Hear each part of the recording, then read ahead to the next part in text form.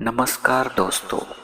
आज हम आपको तुलसी माता की कथा सुनाने जा रहे हैं। तुलसी माता की कथा सुनने से एकादशी के व्रत बराबर पुण्य मिलता है। तुलसी माता की कथा सुनने से भगवान विष्णु बहुत प्रसन्न होते हैं और जो तुलसी माता की कथा सुनते हैं, भगवान विष्णु उनकी सभी मनोकामना पूरी करते हैं। एक गांव में एक बेटी उसके भाई भाभी के साथ रहती थी। उसकी शादी नहीं हो रही थी।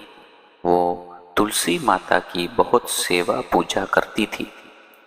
रोज नित्य नियमित तुलसी माता की पूजा पाठ करती थी, जल अर्पण करती थी, लेकिन उसकी भाभी को ये सब पसंद नहीं था।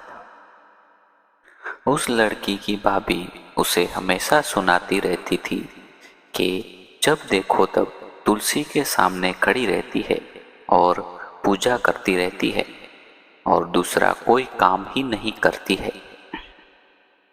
बस पूरा दिन तुलसी तुलसी तुलसी ही करती रहती है। थोड़ा समय बीतने के बाद उस लड़की की सगाई तय हुई और थोड़े ही समय के बाद शादी का वक्त भी आ गया। जैसे ही शादी का टाइम हुआ और लड़के वाले घर पर आए तो भाभी ने तुलसी का कुंडा उनके आगे फोड़ दिया और कहा, लीजिए ये तुलसी ही खाइए। ये देख के लड़की बहुत दुखी हुई और तुलसी माँ को प्रार्थना करने लगी। वो तुलसी माता की बहुत बड़ी भक्त थी, इसलिए प्रार्थना करते ही तुलसी माता ने उसकी प्रार्थना सुनी और जो तुलसी का कुंडा भाभी ने फोड़ा था वो स्वादिष्ट भोजन में परिवर्तन हो गया और लड़के वालों ने खूब आनंद से वो भोजन किया। फिर शादी में भाभी ने लड़की को सोने की माला के बदले तुलसी की माला और तुलसी के पत्ते ही दिए और तुलसी माता की कृपा से वो भी सब कुछ सोने की माला और सोने के गहनों में परिवर्तित हो गए।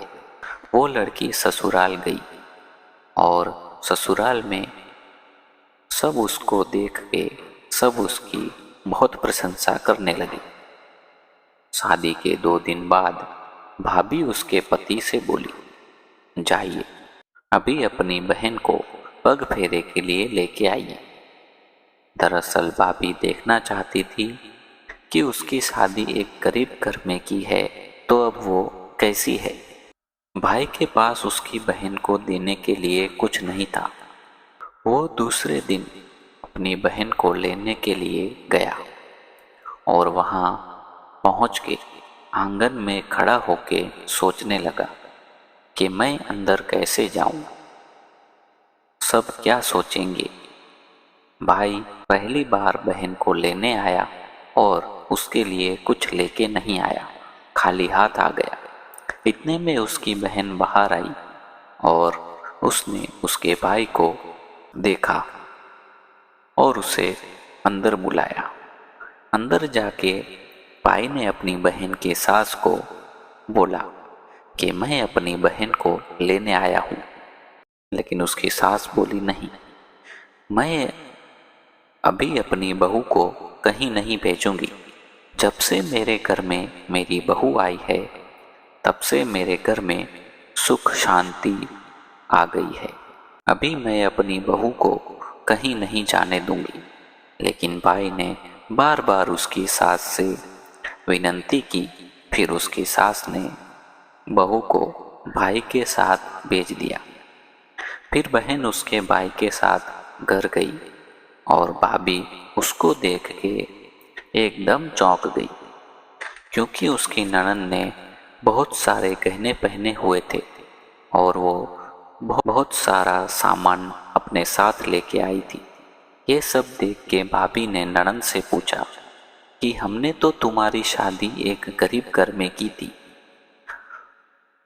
तो आपके पास इतने सारे गहने और इतना सारा सामान कहाँ से आया।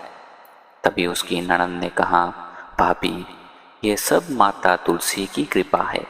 इससे भाभी बहुत जलन हुई और अंदर ही अंदर गुस्सा हो रही थी। फिर 2 दिन बाद ननद अपने ससुराल वापस चली गई। फिर भाभी अपनी खुद की बेटी को कहने लगी, बेटी तू भी अभी तुलसी माता की पूजा रोज कर, तो तुझे भी अपनी पापा की बहन की जैसा सब मिलेगा। लेकिन उसकी बेटी का मन तुलसी माता की पूजा में नहीं लगता था। फिर भी भाभी उसकी बेटी से जबरदस्ती तुलसी माता की पूजा करवाती थी। अब उसकी बेटी की शादी का समय आया। तब भाभी ने वापस वैसा ही किया जैसा उसने अपनी ननद की शादी के समय किया था। भाभी ने लड़के वालों के सामने तुलसी का कुंडा फोड़ा, लेकिन वो कुछ परिवर्तित नहीं हुआ, क्योंकि भाभी की लड़की ने तो मन से पूजा की ही नहीं थी। जबरदस्ती वो तुलसी माता की पूजा करती थी। फिर उसकी बेटी ससुराल गई तो वहाँ भी उसकी बेटी और भाभी की बहुत बेइज्जती हुई, क्योंकि भाभी ने अपनी बेटी को सिर्फ तुलसी के पत्ते और तुलसी की माला ही दी थी और कुछ भी नहीं दिया था। इसलिए ससुराल में सब ने भाभी और उसकी बेटी के बारे में खराब बातें की। फिर थोड़े दिन बाद भाभी अपने पति से कहती है, जाइए हमारी बेटी को पग फेरे के लिए लेके आइए। पति अपनी बेटी को लेके आया और भाभी ने देखा कि उसकी बेटी कुछ भी लेके नहीं आई और ना ही उसके पास कोई गहने थे, एकदम गरीब हालत में थी। ये सब देख भाभी अपने पति से बोली कि आपने अपनी बहन की शादी तो एक अमीर घर में की, लेकिन अपनी खुद की बेटी की शादी एक गरीब घर में क्यों की? तभी उसका पति बोला कि मेरी बहन ने तुलसी माता की पूजा पूरे मन से, श्रद्धा भक्ति भाव से की थी, इसलिए उसे उसका फल मिला। और हमारी बेटी ने तुलसी माता की पूजा बिना कोई भाव से, तेरे कहने से जबरदस्ती की थी, इसलिए उसे ऐसा फल मिला। जो जैसा करता है उसको वैसा ही फल मिलता है। और फिर भाभी को तुलसी माता का महत्व समझ में आया और भाभी ने तुलसी माता से माफी मांगी। तुलसी माता तो दयालु है। भाभी ने भी फिर पूरे मन से तुलसी माता की पूजा करना शुरू कर दिया। धीरे धीरे उसके घर में भी सुख शांति और समृद्धि आने लगी।